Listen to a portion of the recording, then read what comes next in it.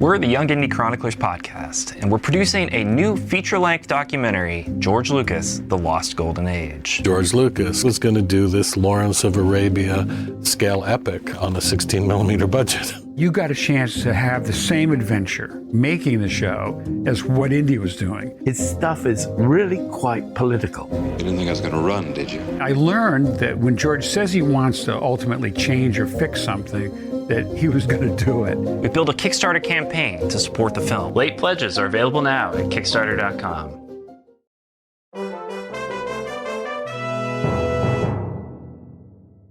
Hello there. Welcome to Force Ghost Conversations. This podcast is your home for cozy deep dives into all things Star Wars and Lucasfilm adjacent properties. This is your host, Anthony King, and each week I will be joined by fans, creators, and believers in the principles from the galaxy far, far away to discuss the thematical elements from our favorite Lucasfilm properties.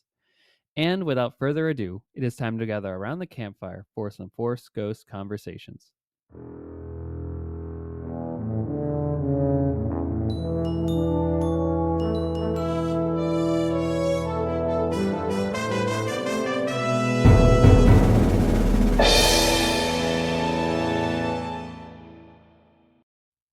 Hey everybody, welcome back to Force Ghost Conversations, your home for cozy deep dives into all things Star Wars and Lucasfilm adjacent properties.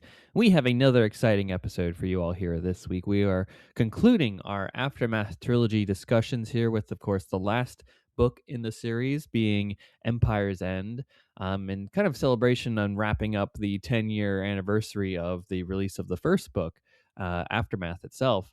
And we've got Dr. Greg Cass back on the show to finish off our discussion. We started a few weeks ago, months ago, actually, at this point. So hopefully you've had enough time to enjoy the Aftermath Trilogy, and I hope you've enjoyed these conversations, as it's been fun to dive into some of the expanded canon of Star Wars beyond the TV shows and the movies, and to talk about something in the books range and something, stepping outside the comfort zone a little bit here, because, there's a lot to talk about in like 300-page books, and to make sure that I don't miss out on important details, as it was a worry of mine. But I think we did a great job, and I hope that you all enjoy this great episode here that we have for you today.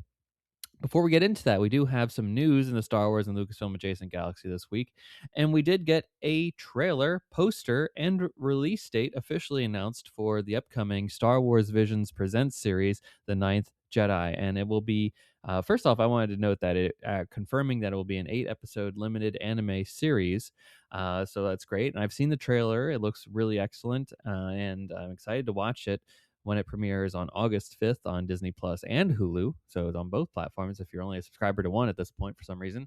And I've seen a lot of first reactions from some people that were able to watch the first episode, and they've been really high on it. So, I was already excited for this thing and excited for what it could offer as potential story here. But with everyone else saying, like, hey, this is really amazing, excellent work, good job, makes me really excited to check it out when it comes out in just a few short weeks here. A couple, 4 weeks, looking at a month away. Really excited for that. And also, I did see on the news that the Lucas Museum of Narrative Art tickets are going on sale relatively soon here for this thing. And I believe that, if you have become a member, that you get early access to tickets. So be on the lookout for that. I believe that was mid-July, if I remember correctly, from seeing the post online. So some big news coming out, some new Star Wars, and of course the brand new museum that's coming out around the corner as well, too, that we all can't wait to go see. So, folks, that is all the news that I had for this particular episode this week. Let's get into our main topic discussion here with Dr. Greg Cass, all about Aftermath, Empire's End by Chuck Wendig. Stay tuned.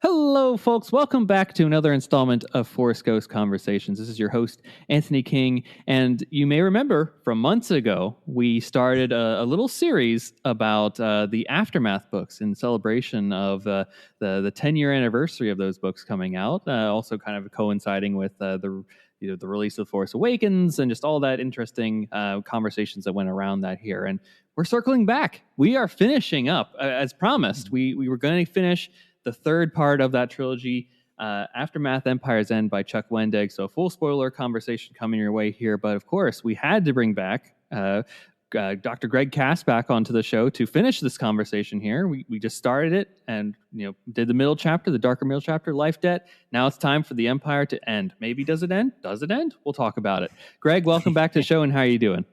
Oh, wonderful. I mean, I like that I'm here completing 2 trilogies, the Aftermath trilogy and then the trilogy of episodes of Greg being on the summer 2026 episodes of Force Ghost Conversation. So it's been great. I mean, it's funny, those were recorded a little while ago, not to blow up your game, but we've still been just living in Spielberg summer. And so it's been a great summer so far. And we're really headed now into crazy movie season. We've got some big titles coming up. So some big heavy hitters.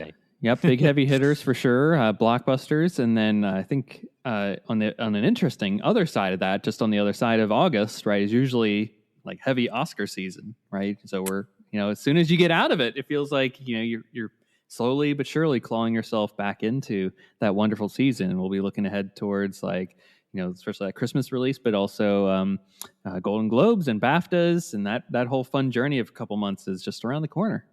Yeah. Well, and to tie those 2 strands together, I will say, since we talked about Disclosure Day, we weren't the only ones to pick up on Courtney Grace. I've heard a lot of buzz about getting her into the Best Supporting Actress race, even though it's a small part, but it's so pivotal.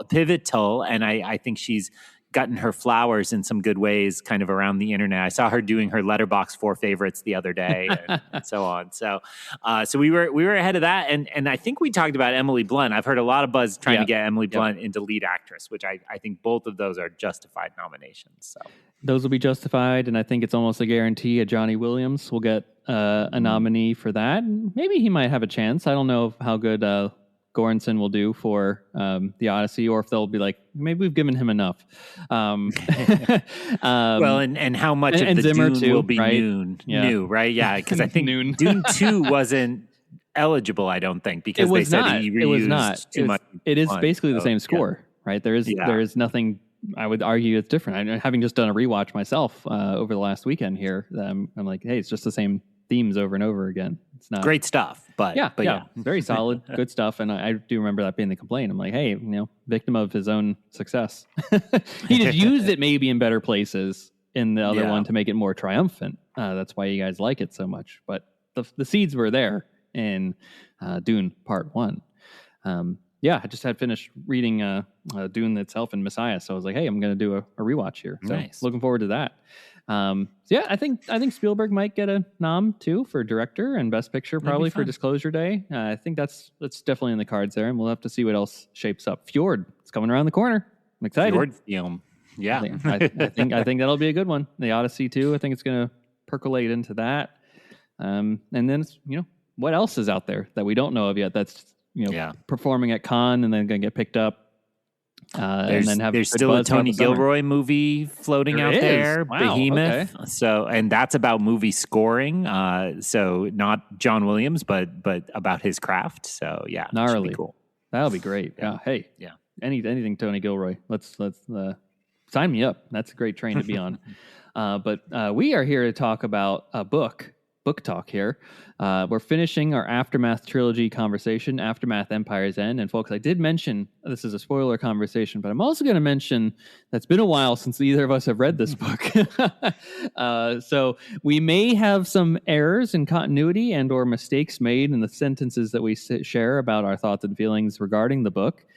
So please forgive any lapses of memory and decorum that may progress because of that. So forewarned on any of that front, and feel free to send all your comments elsewhere if they're negative. But let's dive into our conversation here, Greg. So this book comes out in February of 2017, which, the high of Rogue One was still upon us there.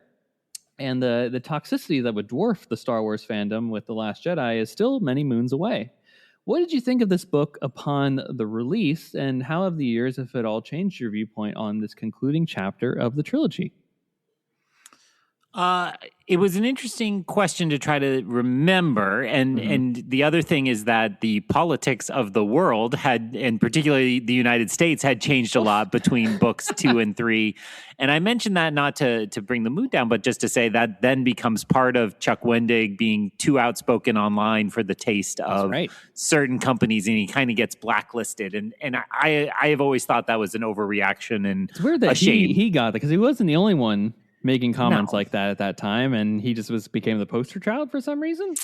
I think he just became somebody that got targeted in much the same way like James contracts Gunn did. Yeah, because he had a comic that was almost out. I think it had a release date, and then he got pulled from that. So it was a different time. And you're right to say in your setup to the question that the toxicity wasn't there in fandom quite so much yet. But yet, as I think I talked about for the last book, I remember at the time you were starting to hear a lot of those cynical voices come to the fore. And, there was a podcast that the first Star Wars podcast I ever listened to, I abandoned around that time because I was just tired of the negativity. And I believe I've said already, these interludes within these books are great. Yeah. And that podcast and many other like clickbaity websites would just pull them out and be like, oh, this is what the future of Star Wars is. It's telling you what Max Rebo's up to. It's telling you about this and that. And so I remember that cynicism really coming through, I think more in book number 2. And by book number 3, it was like everybody had moved on. I just remember it being much more of a whimper than a bang, that it wasn't like a big kind of, the first one had such fanfare about being the return of Star Wars books and the first book after Return of the Jedi, that it felt like by the time we got here, it was just the diehards who were left and the people who really cared about canon. And that doesn't say anything about its quality. I just felt like by the time I got to the third one, I didn't have a lot of people to talk about it with because people had given up and so on. Interesting. I'll full disclosure, I was not as in tune to like the social media landscape of it all, so I can't speak to my experience with that. I'm interested. You're the way you're describing this more like is really interesting to me because, I remember when this came out, like there was some sort of like a little bit of fanfare, at least to how I remember it, because like Barnes & Noble had an exclusive cover, they had a poster. Oh, true. So I was going to ask, do you have the hardcover? Like, did you get it on opening day to get the poster that accompanied it? Oh, that's a great question. And I would have to jump behind me and grab my bookshelf. I'm pretty sure because you're right, that there is that kind of period in the middle where that was like essential to these releases. And now the book market has moved so much to sprayed edges and collector's editions and all that. You've kind of lost the perforated poster in the back, which I usually ran out right away to get the copy with the poster. And then me too. I was too much of a collector that I never took it out. It's always still, attached inside the book. The big one I remember with that is Bloodlines, right? Had the very cool 2-sided poster, one graffitied up and the other, which we can talk about if we do Bloodlines next. But so I don't know for sure, but I most likely did because Barnes & Noble was my go-to at the time, although I don't know. My wife worked at a bookstore by then, so it might be that I was getting her employee discount instead. But fair enough. Her bookstore didn't really carry Star Wars at the time, and then because of me, they knew they could at least buy one copy of every Star Wars book and maybe 2. So I want to say like just on that Barnes Noble front, like because a few months later is when the Timothy Zahn Thrawn book comes out, and that had the black cover at Barnes & Noble plus the poster inside. So that's why I like, I rushed to get my Barnes & Noble. It was like an hour away too. And I woke up extra early that day to get it. It was a fun ride. Plus that was also a day where Mark Hamill and Daisy Ridley appeared on Good Morning America. And people thought that like, oh my gosh, they're going to make some huge announcement. Maybe a trailer for The Last Jedi is coming out today. Not knowing that like Celebration was out like the following week after that or something like that. And they just announced like a charity like thing. The Force for Good, I think, was back then, or Force for Change or something like that. Look at that. He's got the poster. He's Can't got confirm. the poster. I was vamping so you could go and get that. He's Also got it, made and me it's still realize- in there. Yeah, it's still right in there. And I don't know if you noticed when I grabbed it off the shelf, it was second in the row. They were out of order on that. Oh shelf. my So gosh! Got to do a little You gotta reorganization. reorg. Too. Yeah. Was it Aftermath, Empire's End, Life Debt, or completely? Yes, that's the order they were in. Life Debt was somehow put third, and then the Alphabet Sacrilegious. Squadron books, which are because that shelf is roughly in. You don't canon put them order. in can. Oh, These- roughly? You just roughly put them in order? I do as close as I can, and I think that's right You're because running out of Alphabet space back there, Squadron. so Alphabet Squadron overlaps with that. Yeah, there's stuff stuck every which way now because I do need to do a total. I think I got to banish Legends to some bins because Canon has gotten so big. We have 2 big releases this month of Canon books, so it's like, oh, we're back at it We again are. after kind of being a little bit of a slow for lull. bit. Yeah. Yeah. So yeah, back to the point of it all. So that's how that like I thought that people were like clamoring for this thing and loving it, but it sounds like you were saying that like people had jumped off by this point, and that's interesting because I thought Life Debt. If you're asking me, I think Life Debt is the best of the trilogy, and that would be like, hey, Yeah. let's get to the next one. Let's see how this goes. And then you get this cool badass cover on it that is like, hey, you want to know what happened in the Force Awakens, right? Or like you all saw that Star Destroyer in the Battle of Jakku, and I remember like they announced like, hey, Ben Solo's coming in this book. Like I felt like they did the marketing push for this thing. So on paper, it would make sense that like, hey, this is a big release. People are going for it. It's gonna be like getting like this movie level marketing to some degree. But maybe they just did that because there wasn't the natural interest to get people to get out and and I buy the could books. be wrong. I'm obviously giving my memories of just one guy's impressions, so I could be entirely wrong about that. But it felt to me like, it had started to cool a little, and I mean that goes back to our discussion about the first book, which is everybody's like, oh, we're gonna find out about Luke Skywalker, and yes, we got more content with Han and Chewie, and then in this one, Han and Leia more. But it's still not like what happened after Return of the Jedi. So I think those fans never came back. So that might feel part of why it feels smaller to me. Yeah, that makes sense. I think that would be a turnoff for people. And Star Wars has been, at least in new canon, and the last since the Disney takeover and their pushing of stuff, but especially in the publishing realm, even the films too, you could argue that they don't want to. They play it a little safe sometimes with like what their scope and the work of what these authors do. So like when you see this trilogy of books and you see the covers, and that would be like your thought, like, hey, this will give me all the answers to post Return of the Jedi era Star Wars. The answer is no. You're going to get some snippets of it, and you're going to have to piece it in together with Battlefront 2 campaign and Alphabet Squadron and a litany of other books and comics that are going to ultimately fill in this gap for you, and then even The Mandalorian as well. It eventually, it takes ultimately 10 plus years to really give you a more fleshed out, and I think there's probably still a lot more that they can dive into in this post Return of the Jedi realm. As evidenced by the Mandalorian and Grogu too, right? There's still more in Ahsoka, right? And Thrawn's back, and all this stuff that they didn't even think that they'd probably get to back 10 years ago. They're like, holy cow, we'd have a streaming platform that we could do more stories with. Heaven, no, it's not possible. Very interesting. And I do want to get the elephant out of the room right away in our conversation here, because there's arguably the most impactful of in the interludes, but also just like I think the lasting legacy of this book might be like 3 pages of it, which is the one particular interlude, which is the Jar Jar Binks interlude. What did you think of that when you first read it, and how does the legacy of it really has it stayed with you? Do you think about it often? How does the Jar Jar of it all impact you? Yeah, well, that was definitely a flashpoint for some of the negativity I experienced around this book. Because like, oh, look, we have to talk about blah, blah, blah. Oh, but wow. I'm going to just go to my personal. I always thought it was great. And I would give Chuck Wendig credit for being a little ahead of the game in terms of the reaffirmation of the prequels, the kind of about 5 years too early, yeah. yeah, that he was there kind of saying, there's the great line in the interlude about like, it's hard to understand why nobody ever liked him or something like that. Yeah. And it is kind of acknowledging that the insanity around the prequels was so bizarre and warped.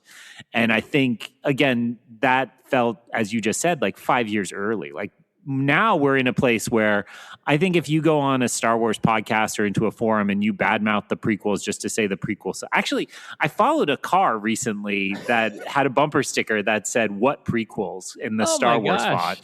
Wow. And I was like, I was like, man, that's like a veteran from a war that's long over, right? It'd be like somebody today, like fighting Star Wars versus Star Trek. It's like we just don't fight that battle anymore. Like nobody cares at this point.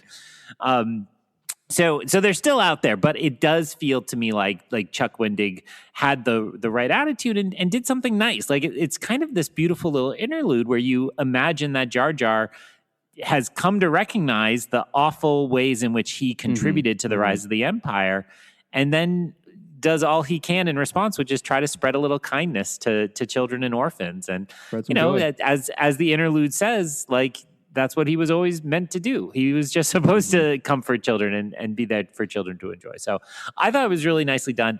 And I think it stands out partially so much because there's so many fewer interludes here where we're basically jumping between the plot lines of this book.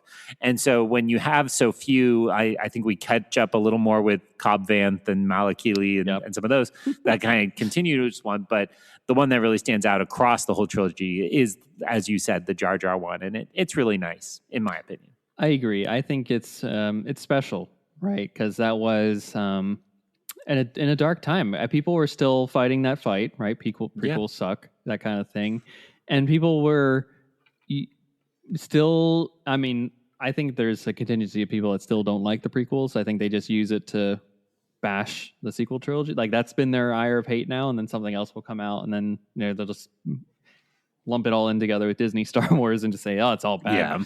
Yeah. They'll just find something to hate. I mean, they ran George out of his own company, basically, with how much they hated it. Yeah, you're exactly right. Chuck Wendig was at the forefront of saying, like, it's meta. Like, this is so meta in its own right, which I think is great. And it's only like 3 pages, so just quick and to the point. It's not like it's a 10-page interlude that drags on. No, it says what it needs to say, and it gets out there, and it's true to form. And I like that Jar Jar is like this kind of, like, he feels remorse. He's this like sad clown, but he still gets up and does what he needs to do. There's like, man, like you just feel like I can just sense Ahmad Best like in that. Like he's interwoven into that with his journey and experience with that. So it's poetic, it's powerful, it stands out. I think I remember him at a celebration, maybe Chicago. He might have had a panel or something like that, especially for the Phantom Menace. But I think he might have had a separate panel where he read the interlude. Like he read the whole 3 pages, and I'm like, man, cool. To have been in that room would have been just a delight, a real treat. Especially if he used a Jar Jar voice. If he, I saw the 20th anniversary panel there in Chicago. Yeah, so it wasn't that one, but usually the celebrities of that stature have their own session at some point, their own panel. Right. So he doesn't just come for the one, the one and done. But yeah, that was the one where George Lucas had recorded something on his iPhone in the back of a restaurant. Yep. He's like, Phantom Menace fans are my favorite. I love you guys. It's like on a napkin holder. Perched up, you just quickly got in and out. Oh man, that's a good one. Anytime George gets I think he did a similar one for the Attack of the Clones one a couple of years later. Very similar. I think he just took a selfie video. I was like, hey, first digital film. Loved it. Yeah. We're gonna get that. We're gonna get a bunch of George content next year. Well, the museum opening is already giving us on, but then for the 50th, I'm sure they'll get him out to a couple events. I'm sure. That's partially why it's in LA. I bet. Yeah. It was the concession. Go see the museum. Come to us. Yeah. George, you can do this. It's your 50th. It's we'll try and top the 40th because I think that's a good panel. I watch that one a lot. It was a great one. This is your life, George Lucas kind of thing. They bring him out and they roast him a little bit and jibber jab him. It's a really good one. So to top that, we'll see. So you mentioned that there are only a few other interludes in this. It's more meat than interlude in this point. Were there any others that stood out to you beyond the Jar Jar one? I can't say I remember any that really had an impact. We got. I guess I would say it was nice that by the time we get to the third, there are some continuous stories happening in the interludes, and I appreciate that. And I'd forgotten kind of that we get a decent chunk with Cobb Vanth beyond just him getting the armor in the first one, and so that kind of makes more sense in terms of why Cobb Vanth then makes all that. And Freetown, and they seem to respect most of that, and it jumps pretty well to the Mandalorian when the time comes. So that would be the other thing that I liked in particular. But yeah, I think when I remember this book, it's much more about the main plot line. No, I will add to it. I do appreciate like the Masamita side plot that's in the interludes where they basically like forcing him to sign the surrender treaties. Like, oh man, he comes back. Another prequel guy. Masamita. Hey. I know he got name checked, but I'm so surprised they never worked him into Andor because that doesn't seem like a particularly hard, expensive costume. And the other one, Slymore? Yeah. Another easy one too, just a bald lady. Yeah. Yeah, but yeah, that kind of connectivity is really nice. And again, actually, we should give Chuck Wendig some credit. I'm sure Lucasfilm didn't say work in the prequels because in the kind of J.J. Abrams moment, it's like, it's kind of let's forget those are there. So the more Star Wars in the Disney era can feel like one complete saga, I think helps because we're going in so many disparate directions. So. And speaking of after this book, exactly. And speaking of after this book, I actually just started yesterday. Started reading Mask of Fear by Alexander Freed. So I'm like, man, getting some Perrin and Mon Mothma, and Saw Gerrera, Bail Organa. It's like Andor never left. I got the prequel for Andor right here. That's a great one. And Rebecca Roanhorse, who did the excellent book before Rise of Skywalker, she gets the next one, which is I'm very excited Reborn. for. Yeah, when's that? Do you know when that comes out? Is that this summer? It's the fall. I keep I think leaning September, on my right? local.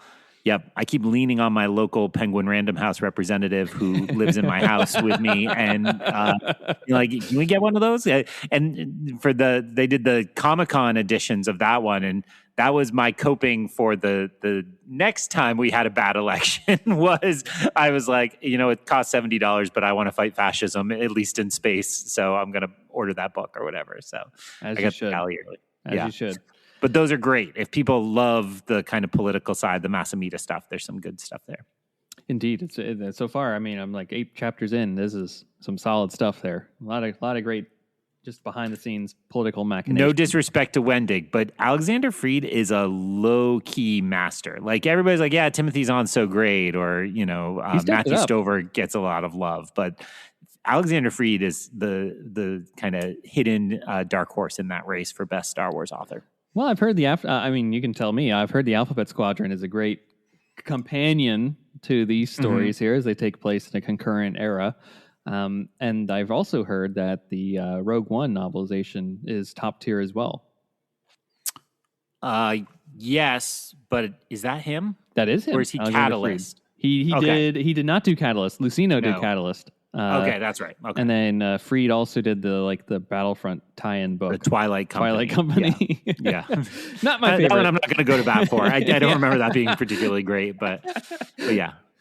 Alphabet Squadron is great and is very much in line. I that's probably the recommendation if your listeners really loved the Aftermath trilogy. It's the same time period and it kind of plays, it interacts with The Mandalorian in similar ways. You can see they pulled some of the stuff. Particularly the Pershing episode in season 3 felt very Alphabet Squadron. Nothing against Rebecca Roanhorse. Again, she's great author. I'm curious why Freed didn't complete the trilogy. Well, I'd be intrigued to know if there's a why behind that.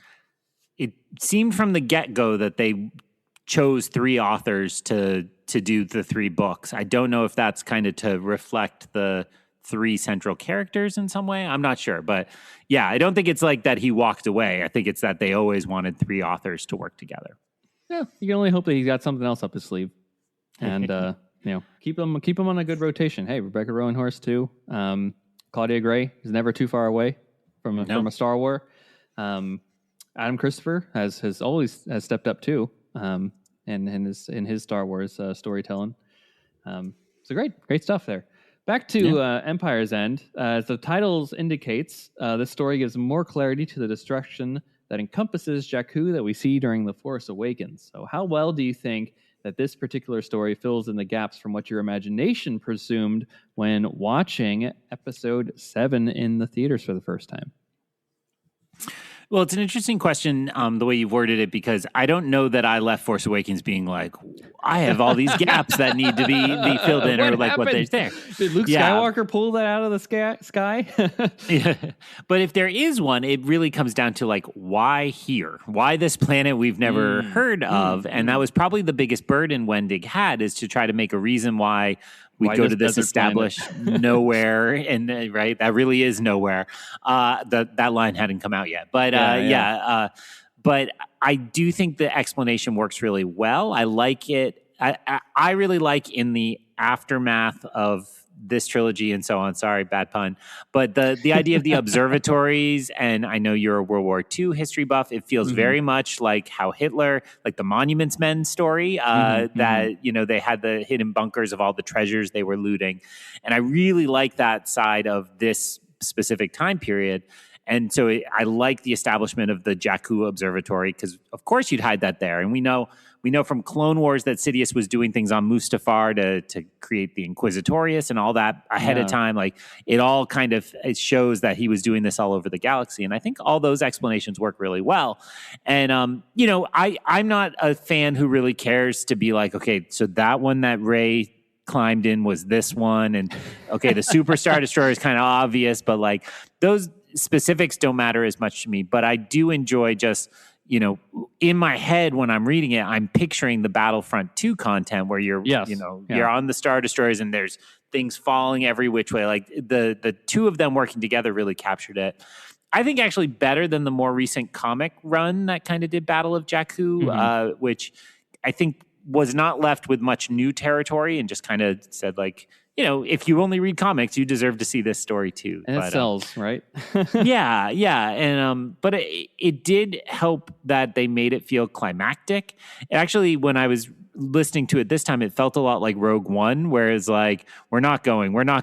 Oh, we're going. Like, you know, that kind of reluctant. So well, it was cool. I mean, you're leading right into my next question here, which ties into all of that, which is like a main plot point of this whole story is like the political maneuvering to even send the New Republic fleet to Jakku. And I guess my question for you is like, does that developments? What does that mean for like what we know of the New Republic? Right? It's like, you know, do you have any thoughts on like how that might tie into what we see later on?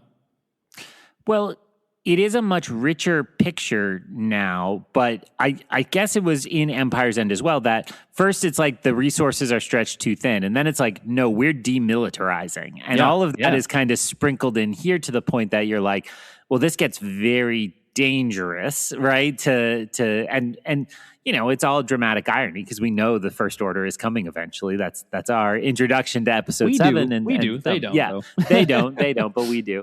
And so I do think all of that generally worked really well. And I think you're right to point out it now resonates with Ahsoka, where you're like, this is just a bureaucracy with nowhere else to go. And, you know, I think I always return to the line from Hamilton, winning is easy, young man, governing's harder. And that's always been the burden of democracies is it's like, yeah, democracy. Well, it's Lincoln to go back to Spielberg, right? It's like democracy is freaking hard and we have to really be committed to it. And I don't know. I struggle with the way they've chosen to go across the timeline that we've yet to see the New Republic really be triumphant. Even here in this book, they kind of have a win, but we all know it's not a real win, and that's coming. My friend who is pretty sour on the sequels one of the things he always says, like, well, Return of the Jedi doesn't matter. And I'm like, you win World War II, and just because the Vietnam War happens doesn't mean it wasn't worth winning World War II. Or it's Korea kinda 5 years later, right? Yeah. And note that I didn't go World War I, World War II, because then you're like, well, did you really win? And then, anyway. So all that kind of is baked in here. But I do think that I would like to see like a triumphant New Republic. There's like supposed to be 20 years here or 15 years. And so it feels like we could really use like seeing them do something well to make sure Return of the Jedi feels like a win and not an incomplete victory. Yeah. But it all has resonated nicely and suggests that the New Republic, in following its greatest ideals, it wasn't able to kind of really run the place, and I of course am against fascism in all its forms, but the old cliche of but they make the trains run on time, right? Like there's a little of that attitude here. Sure. Yeah, and it's what George was ultimately getting at too with the prequels to some degree too, right? Especially Attack of the Clones, right? When Padme is like, hey, democracy is tough, like we have to listen to each other and talk, and it takes time to hash out deals and work through problems. And Anakin's like, gotta get done right now. They should force him to do it, right? The whole dichotomy of the two. And I agree with you on the fact that like it's painful in some ways, right? When you're like, they have the information, they have the data, the Empire is there. Why do we have to like beg a few senators to vote yes on this? Why does Han have to go running around and asking people for favors to do stuff? Especially after like, this is in the wake of the assassination and at the end of or the attempt, right, on Mon Mothma's life and Leia's life too at that point, in life debt. And so like clearly there's threats out there, and they're like it's the same deal of like of other Star Wars content where they're like, we can't trust that they're there, right? The Rogue One kind of thing again.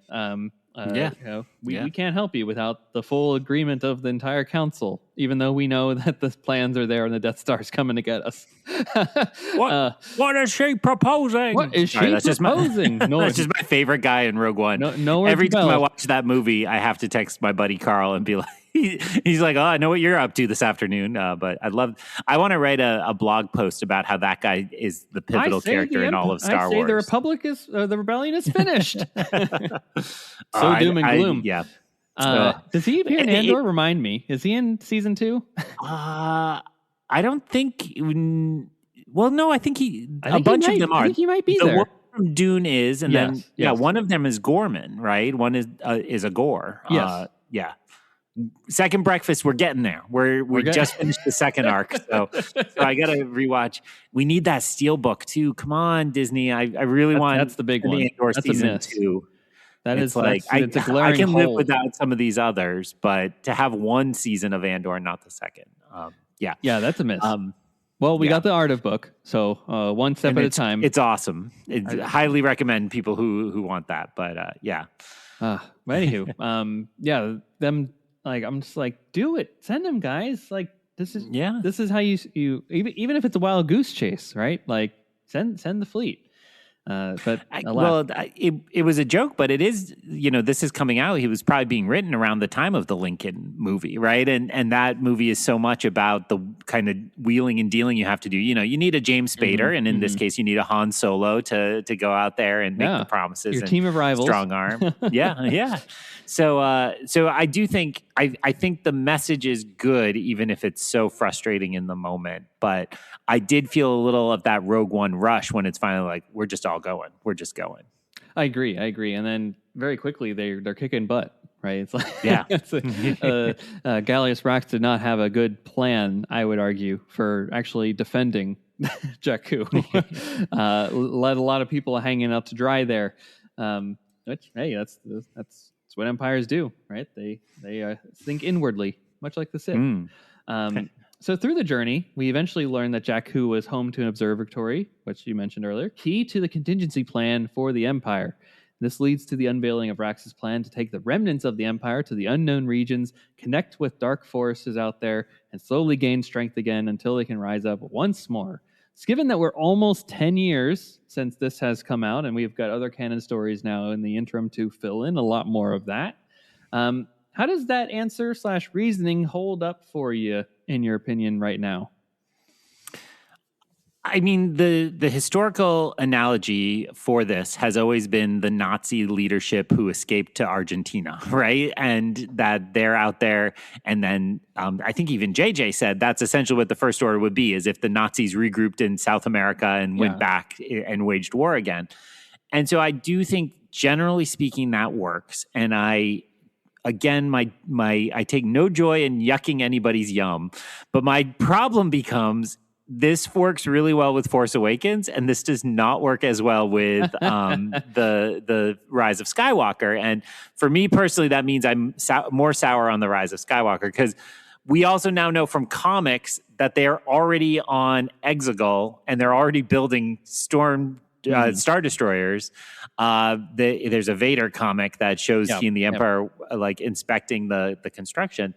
And so it's like, what's out there? And I much prefer there's a missing Super Star Destroyer. We've cooked the books and we have some ships missing. Like, that's much more intriguing to me and more natural, as opposed to this idea now that there's like 30 years of people just building Star Destroyers, and they will eventually very slowly lift off through the ice and take 3 days to a week to do so. And then they will get blown up and fall back down and everybody's dead. Like, it's weird, and it doesn't work with the supernatural side of the Sith and the Sith cultists and so on. So I like this version very much, which is more of a military explanation. And the idea that you could collect the best commanders, this idea that he kind of tested Sloane to make sure Sloane could be there. I still think Sloane stands as a great character, and her working with Breton here, all of that works really well for me. And I am dying for the moment when we finally get Sloane worked into the Mandalorian in some way. It seems so easy and a great way to change it up. I don't know what the holdup is. I think I mentioned this on Life Debt. There was a Lego set not all that long ago. It was a TIE bomber, and one of the minifigs that came with it was Sloane. And I have no idea why, but I like saw this and I was like, everybody, she's coming. Like, get ready, here she comes. Yeah. And it never was true. So at least so far. But we have the Shadow Council. So there's these seeds that by Mandalorian, they're out there. We seem to be communicating. We now have Thrawn in the mix. We've got Brendel Hux. Thrawn and Sloane and Hux and Brendel. Yeah, like all of it is there, and it could be really cool. And my honest opinion is, if they really want to still do this plan where they bring all those shows together and do something big, I think they really need to do all of that. And this is, again, a Rise of Skywalker complaint unintentionally, but like, even if you just show us Admiral Sloane on a bridge and you don't name her, but it's like, yeah, we could have done that in Rise of Skywalker, right? She could have been standing there, like, just one black lady, just put her in a cool white uniform in the back, and we would have been all excited, which I think is also true of the rebellion side. Like, we get the great Wedge moment, but it's like, yeah, throw a couple more. We maybe have Wedge react to his stepson dying and so on to tie it back to this book. Well, you could argue he didn't know. A lot True. going on. I didn't know yet. A lot going on in that battle, and it's, with time, you can't see him more than two. Dennis Lawson was notoriously hard to get on that, I bet. I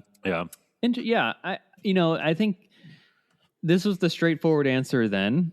And then, of course, as canon does, it grows and expands. And, it gets more complicated, right? And now, as films do, right? Every Star Wars film does this, where they create new things and expand the world and the galaxy and push it into different places.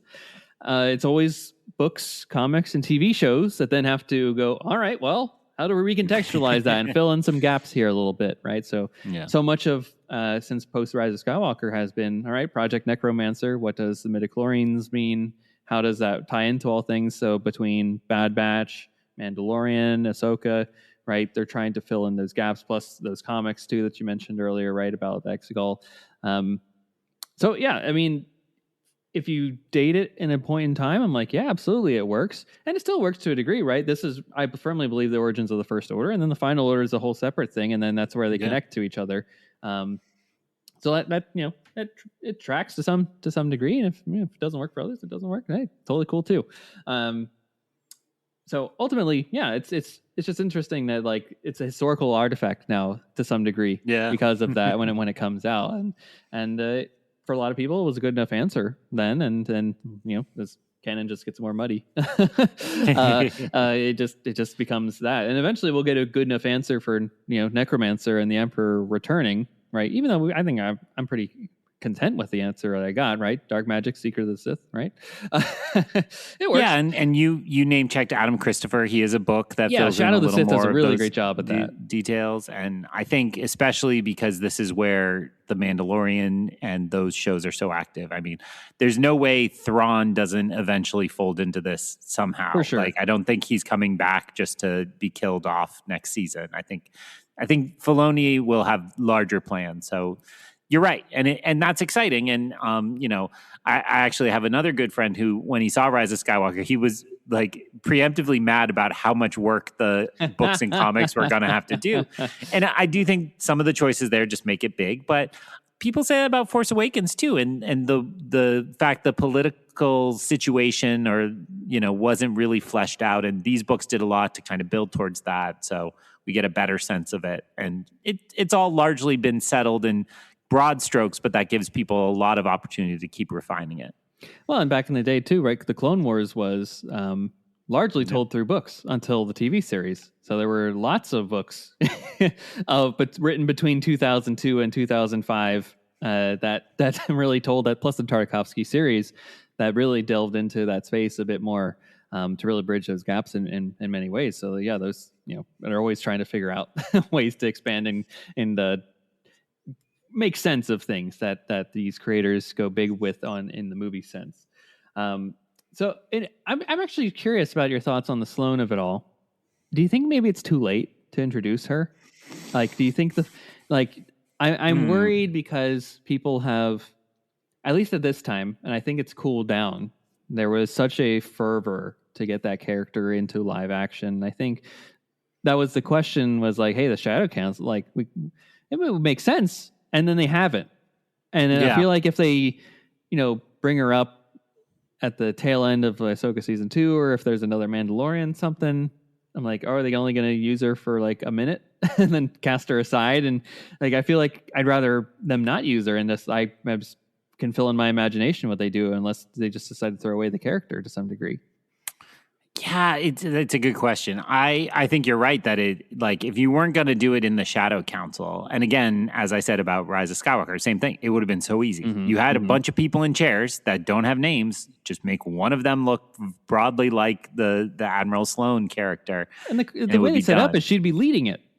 Yeah, you would think she'd be the head of the Shadow Council, and not she'd be the one asking where's Thrawn, not Captain Pelion. Right. Well, and you took the name out of my mouth, which is that. However, they did work in Paleon, which goes all the way back. And, I think that probably speaks more to the loyalties of the creatives in charge of that show, that they'd rather connect to the Heir to the Empire book than they would to the Aftermath trilogy and all the modern canon. Even though they've got Cobb Vanth in it. True. Definitely, if someone's told them about the Aftermath trilogy, whether it be Pablo or them actually seeking it out and reading it. So, they're aware of it. And so I like the point that I don't think you can introduce her now as the leader of the remnant of the Empire. I think that's too confusing. It would be like, where was she all those minutes ago that we had seen? And it seems like they're putting the Hux family more as the bridge there, which works, right? It works, right? Yeah. They're quiet. Yeah. They're Phasma kills Dad Hux. Yeah. Well, and some books and comics have worked back in Richard E. Grant's character, Pride, right? Allegiant General Pride, yes. Allegiant General Pride. So he's another figure that you would go to more clearly than adding Adam somebody Christopher else again, another great one. Yeah, bringing him back in the and our the wonderful book, the history of the Empire, Rise and Fall of the Empire, whatever that was. Chris Kempshell? The Beaumont Kin of it all. Yeah. Right there. And he's got another one coming out focused on pilots. It looks great. It's gonna be a good one. Talking about Wedge. Yeah. All the Wedge talk. Well, speaking of Wedge and the his adopted son, there's a lot of loss in this story, actually. Not just your namesake on this episode, Gallius Rax meets his end. But there's also the loss of Mr. Bones and Brenton in this tale. So how do you think their passing affected our main set of heroes? I mean, you had to get him out of the way so that Nora and Wedge could get together. But I mean, looking so more that he at could the mourn later on in Rise of Skywalker. Yeah. I think looking more at it as a story point, I think it helps establish Temen's growth, Snap's growth. That it's kind of the classic structure of Luke using Obi-Wan and so on. So I think it works. I think I've confessed I've never been the biggest Mr. Bones fan. How dare. It feels like a one trick pony, and the trick is not terrible, but like especially by this book, I was like, all right, I get it. He likes murdering people, but I like the way they brought Brenton back. Like I think it would have been a shame if he wasn't in this at all. So I liked that they got the answer. You got the drama. Then you got the mind washing, and then in this one you have the kind of odd couple pairing with Sloane. Yeah, all of that works really well, but I think it always felt like he was living on borrowed time. Like this is the another Spielberg. This is the day AI when he gets his mom back. Right, they got their husband back for one glorious day, and the sun is setting. The Star Destroyers are falling, and so we lose him. So, but I think it's also important on a larger thing, and this is often levied at both Return of the Jedi and Rise of Skywalker. Victories feel more real when there's loss involved. And I think the real strong losses of these two characters make that all feel like this was appropriately hard. I agree. And like you were saying, particularly for Temen, right? I feel like this is, the cost, right? He's had a lot of adventures in war and experienced battles and conflict up to this point, at least through the last two books. And I would argue he hasn't experienced a lot of loss. Well, I mean, he thought he lost his dad, but got him back. And what I do appreciate is they both have they aren't just like shock deaths. You could say they're shock deaths to some degree, but they aren't just for the point of just dying. They are either redemptive in Brenton's case or in a protective case, like Mr. Bones, right? He's literally sacrificing himself so that others can keep the fight on going, survive. And Brenton is that's the tragedy right there. Is he gets all this back, and now he's trying to find himself again, and he can't find himself again, so he's trying to hunt down the reason for that, and he finds it, and he confronts them, and then that's his ultimate damnation is because of that. But true tragedy right there.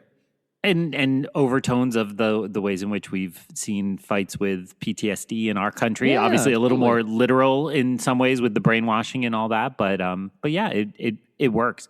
And if you like that, you really need to read Alphabet Squadron, because that's kind of the trauma experienced by those who are in the conflict. So it's coming up very soon on the list. I'm slowly picking up the stuff that I haven't been able to read over the years, and I'm getting there. So with this book, with death, there also comes life. And as I mentioned earlier, Empire's End also sees the birth of one Ben Solo, who later becomes Kylo Ren. Do you like this fun little Easter egg in the book? Because it's really at the end, it's a quick, hey, here he is kind of thing. I will say, I do remember them making a very big deal about it in the marketing. They're like, hey, baby Ben Solo, and coming in Aftermath End this February. And then finally, all these years later, to read it and be like, oh, that was it? Yeah. I do like it. Actually, the part I like more is when Leia first senses him in her belly, which I can't remember if that's which book that is. If that was Life Dead or yeah.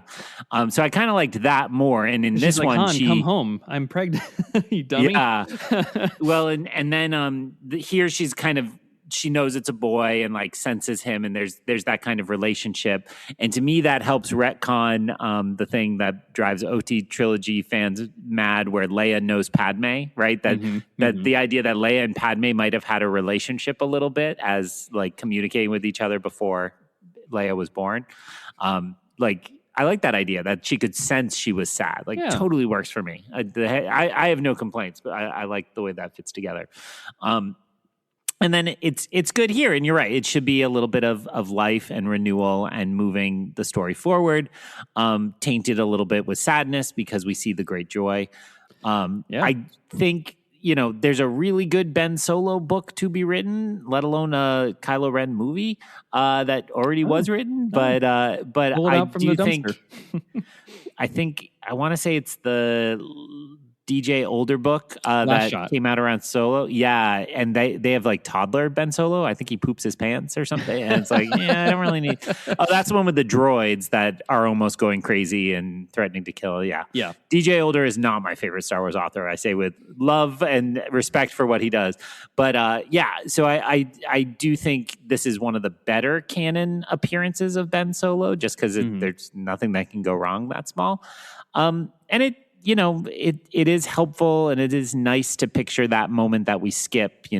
I read that connection and I think about Leia and Han at the Rebel base in Force Awakens and the confrontation they have, and or actually on Takadana, I believe, when he says, "I saw our son," and it's powerful, and it's a tough part of canon right now. I think that it deserves more fleshing out as well. The young life of them without it being too silly. One of the recent comic books, The Hunt for the Millennium Falcon, it's a Han Solo series that just came out. Yeah. It's set between here and Force Awakens, and there is also some of that kind of thinking about. They're filling in some bits about fatherhood and parenthood and so on. So yeah. Oh, I'm going to yes Angie here because this is it's a good pill, but it's a tough pill at the same time to swallow. Yeah. Where you're like, hey, like, great, but I also know what happens. Like, this kid's going to literally kill Han and be a genocidal maniac across the galaxy, helping to usher in a new era of darkness. So, with like, as much as people love this character and really appreciate them and the redemptive arc that comes with that, and also he's a villain, right? People love their baddies, and especially when villains are bad and do villainous things, right? It only makes the journey that much more gratifying for our heroes to overcome. He's been a great foil and one of the best villains, I would say, of the last 20 years. He really stands out. Great character design too, and all that. Really, really menacing, and Adam Driver just sells it. There's a whole contingency of the fandom too that like really like associates Ben Solo with like butterflies and like a whole like the whole Reylo side of things too. Like it's all baked in there. So it's like great happy moment for them. It's like one of the happiest moments of their lives. And I'm like, but it's also going to lead to the worst moments of your life. But hey, that's life, right? That's life. That is life, right? Yeah. You don't have a kid thinking like, oh my God, I'm going to experience the worst days of my life with you. You're also like, hey, I'm going to experience the best days of my life with you. And with one comes the other. It's the natural balance of things. It's really quite literally, don't throw out the baby with the bathwater. So there you go. Baby Ben Solo coming for all of us. Okay, so I'm at the last question here. So we've finished rereading the whole trilogy here. What do you think its legacy is for Star Wars currently? Is it really just Chuck Wendig's got kicked out, and he was the only one that really suffered in the sort of conservative cancel culture? Chuck Wendig's doing okay. Again, I have a Penguin Random House representative, and I know he writes bricks of books, like nice big tomes, and he's had many bestsellers since these books, and he's got another one coming this fall that I keep seeing in my dining room and really wanting to steal and read. So yeah, like I think he's doing okay, and it is a shame that all went down the way it is. I don't know if anybody from Lucasfilm has tried to reconcile that and walk it back the way James Gunn is the most famous example of like being welcomed back from this kind of overwrought cancel culture. But, I also don't think he'd want to. And I have no doubt, I mean, they've said as much almost out loud that very many authors who are approached say no thank you to Star Wars because of incidents like that and the fandom. And I remember the editor said that one time on Twitter back in Star Wars Twitter's heyday. And like one of my favorite comics writers who's a black woman was like, yup. I was like, no, like it would have been so good. And so I do think, it all is emblematic of like the funky space we're all in. And I don't think that can really happen again. I don't think those voices have the power they once did. I would even say like the Last Jedi backlash, I don't think companies really listen to those factions in that way anymore. But who knows? You hope not. Yeah. But to the larger, I think something that is really difficult for me personally about being a Star Wars fan these days is everything, no matter the quality, feels much more disposable. And it's because there's just something else coming really soon. And, Aftermath Trilogy was huge and monumental. And then it is completely dwarfed by, especially the High Republic. Like the High Republic, because of its size, is kind of a lasting project that feels like that will stand the test of time. At least pieces of it or the project as a whole. Yeah. And so it doesn't feel like I hear Aftermath come up as much. Certainly anymore. the Thrawn books come up a lot more. As you said, this is right before the first Thrawn book. They've already announced that there's a big splashy collector's edition of that coming out this fall, right? Indeed. Like, Where's the Aftermath collector's edition? Yeah, or like even just like they used to do, put them all in one volume, or do those leather bound, Barnes and Noble editions. I almost grabbed the Kenobi and the Indiana Jones because they're buy one get one 50% off right now. Definitely pick up the indie one. Definitely pick up the keys. Those novelizations are pretty cool. They're pretty rare. Yeah. So I don't know that it's remembered fondly, but let me rephrase that. I don't know if it's remembered frequently, but it's remembered fondly. Like I think those who do like the Aftermath trilogy still like it. And the way a lot of canon books come up in conversation these days is often when somebody asks like, where should I start? And Aftermath doesn't usually make that list. Lost Stars comes up most frequently when I see that list around, and a few of the other kind of tie-in novels. Really start them in the deep end. yeah, that'd be funny. But I do think that, it is nice that it is such a key part of the start of the new canon, as we talked about on the first episode in this trilogy. And I think it matters in that way, and it will always be something people return to. And I'm curious, it feels like we are right now in a moment very similar to then in publishing, where there's no big concerted effort going, right? There's no like it's ad hoc High Republic or there. something.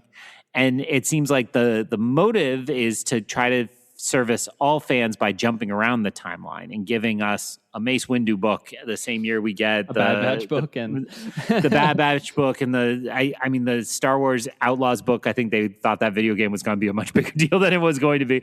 But so all of these kind of jump around, and I think the ones where you can put Darth Vader or Luke Skywalker on the cover are always going to feel like much more significant in terms of the fandom. But, I still have hope that Wedge and the kind of starfighter part of the galaxy, we have a starfighter movie coming. We maybe have a Rogue Squadron script out there. I don't think Patty Jenkins is about to direct it, but they don't throw anything away over at Lucasfilm. So I think there's still hope that like the pilots could have their heyday. And then again, I believe this Chris Kempshaw book is narrated by Wedge, if I'm not mistaken. Yes. Yep.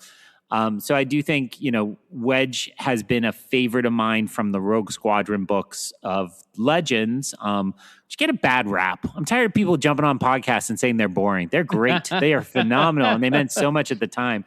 Can't tell you how many times I traced the covers of those books into my school notebooks at different times, tried to draw little X-Wings and such. So I think Aftermath has a good legacy, but it doesn't kind of rise to the top as that like most essential tier of books that you tell people to read. It's the interesting thing is you would say like, yes, it's not an essential read, but it is essential canon. That's the hard part, right? True. You wouldn't say like, man, the prose is so good that like it's like that's the Lost Stars part, right? The prose is so good, you should read this because you're just going to get enraptured in this romance across the galaxy. Here, this is just learning canon bits and pieces about what the state of the galaxy is like in a post-Return of the Jedi world that's still influencing the stories that we see today. Mandalorian is Cobb Vanth, major character in it, all because of the interludes here, right? The Battle of Jakku still keeps popping up in places, video games, movies, comics, all that kind of stuff. So that Chuck Vended had the difficult task of putting that to get pen to paper on that and deciding, hey, what's going to at least happen here? And then others ran with it a little more. So it was definitely a difficult task to set forth take a stab, throw some darts at the wall about what actually is Star Wars, new era, post Return of the Jedi, courageous storytelling here. But I think that's also fair at the same time, right? This doesn't necessarily need to be your first read if you're taking a dive into the canon of expanded Star Wars works, but eventually it will be. Like, it's probably the tier 2, I would say, of like, maybe get your Shadows of the Sith in. Lost Star is probably what would be a third Thrawn. one? Thrawn is usually the first. Thrawn is usually up there on people's lists. Yeah, I think as the character becomes more and more important in storytelling, maybe if we didn't have him in Ahsoka, if Ahsoka doesn't happen, maybe he isn't. Maybe that isn't the one to go with there. I'm just thinking, what's those essential? What would be like, aside from maybe a Thrawn, what would be like another fourth essential one? I mean, people love pointing to the certain point of views. That's also a good gateway. They're not essential. Sure. Like, you just used that word, and there couldn't be anything less essential than those. But if you're trying to explore, fun interludes, it's all interludes. Yeah, and then you get into the books that lead into the others, right? Like Catalyst for Rogue One, or maybe I'll say Catalyst is probably that other essential one, because like what can it do to enhance the storytelling of a movie? Is that other kind of look at what a Star Wars book can do, and I would say Catalyst is definitely up there, because that really. There's life before you're reading Catalyst, and then once you see Rogue One, then you see Catalyst or read Catalyst, and then Rogue One hits, and you're like, oh man, this is a different movie, different experience, different original trilogy because of that, right? So Andor season 2 to Rogue One to A New Hope is one trilogy, but you could also do Catalyst, Rogue One, A New Hope, and then throw an Andor there too. You got a whole day's worth of storytelling there because of that. That's where but then ultimately wrapping it up, tier 2 is where I'd put this. A lot of great storytelling, good character introduction, fun interludes, but more essential stuff probably would be your first to grab in the Star Wars reading space. And just because we haven't name checked it, also was the first time Embo came back, and now he came back in theaters this summer, right? Influencing everybody. Yeah. I'm sure it was Aftermath's influence and not just Dave Filoni being buddies. It was totally just Aftermath. John Favreau said, hey, I've been reading this book. Got a lot of fun stuff. It's at his desk. He just reads a page here and there, sees an interlude. What can I throw in something today that's in this expanded canon? Embo. Even though I think, did you do the commentary? No, I didn't. I never got my act together. Shame. Yeah. I think that was a Dave suggestion, was the info, which makes sense getting in Clone Wars. So we'll track. But hey, maybe an alternate world. This was how he learned about it. You were scratching my memory. In the documentary that came on the Rise of Skywalker DVD, whatever that long documentary is, isn't it this book that's sitting on Chris Terrio's desk? No, it's Heir to the Empire. Oh, is it? No. Yeah, really? Yeah. It's Heir to the Empire. Okay. All right. Yeah. I'll trust you. I'm sure you've watched it more recently than me. I'm a big Terrio fan. So I'm like, hey, this man knows what he's talking about here. Okay. I'll defend that. I'll defend that movie to my dying day. So, folks, if you really want some more Rise of Skywalker talk, our 5-year anniversary of it. Gosh, we're approaching 10 years pretty soon of that. A couple of years ago, Ken Knapsack is on the feed. So go check out some good defense of Rise of Skywalker on that front there. But Greg, any last thoughts on Aftermath before we close out? Also, feel free to tell people where you're at, what you're doing lately. Sorry, I have to. Can you drop images into the chat? You can. I trusted you, but I also verified you. It's not working. Let me do the link. And sure enough, we are actually both right. We're both right. I'll take it. Close. It's not. You're more right. But the stack visible on this link, and this is just a Reddit post. It's the first Aftermath book.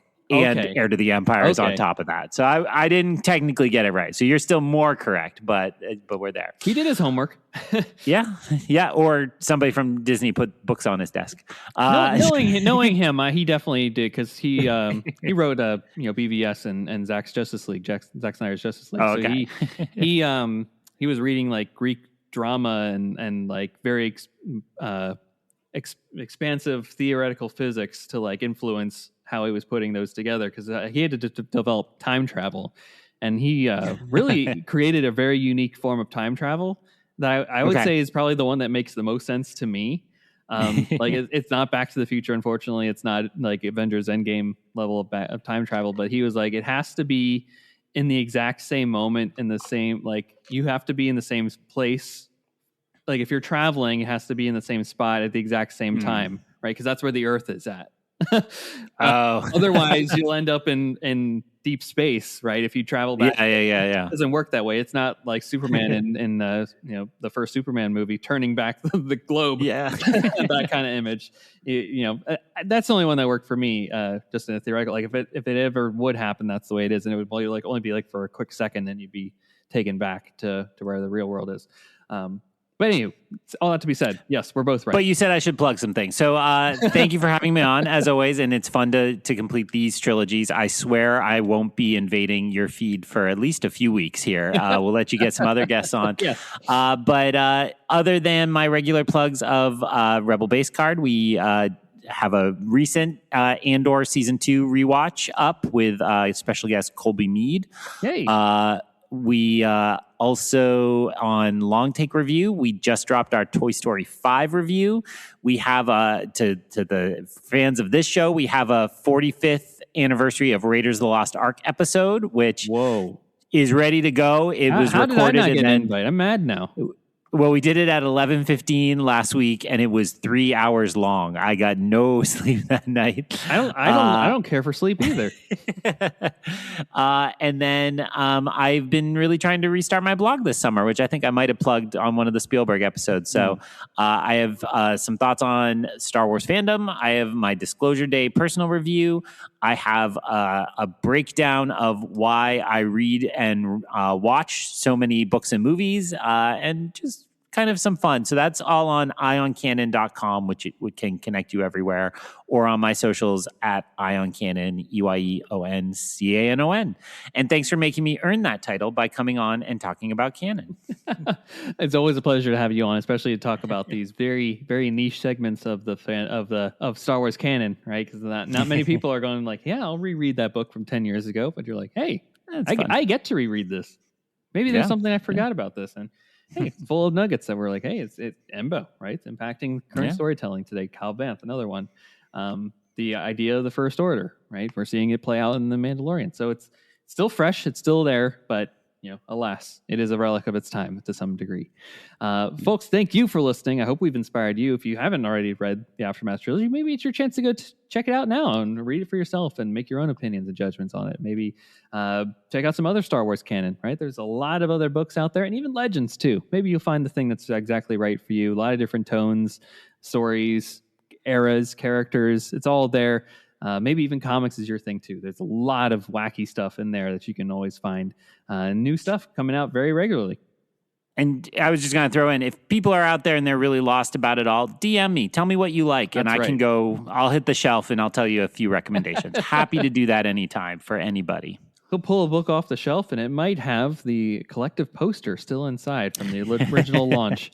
Awesome stuff, folks. Thank you again for listening. We'll be back in your feeds next week with a brand new episode. And until then, may the Force be with you. Take care.